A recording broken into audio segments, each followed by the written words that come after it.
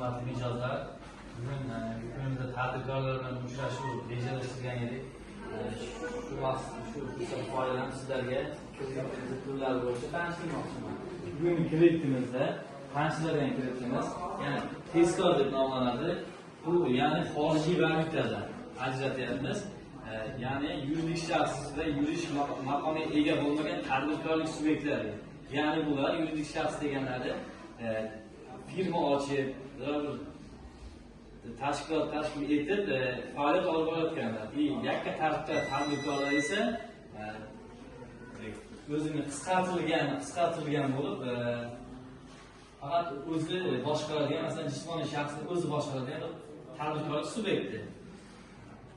Ularga bu tezkor kreditimizda xorijiy valyutada ajratiladi. Foizi 12%. 36 oyga ajratyapmiz.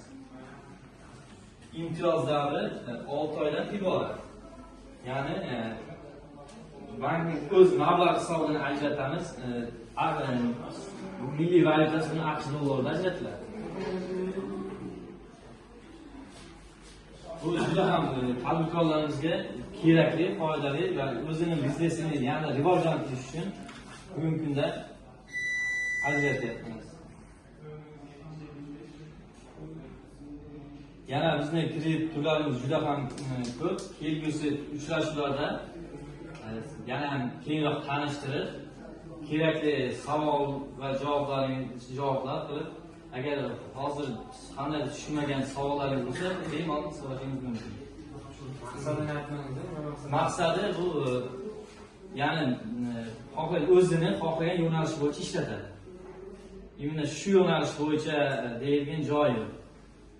Xohlagan yo'nalishga ishlatsa bo'ladi. Sog'lig'iga yoki xohlasa sog'lig'iga, xohlasa boshqa maqsadda. O'zini hisoblarini o'tkazib beradi. O'zini hisoblash, tadbirkorning o'zini hisoblashi.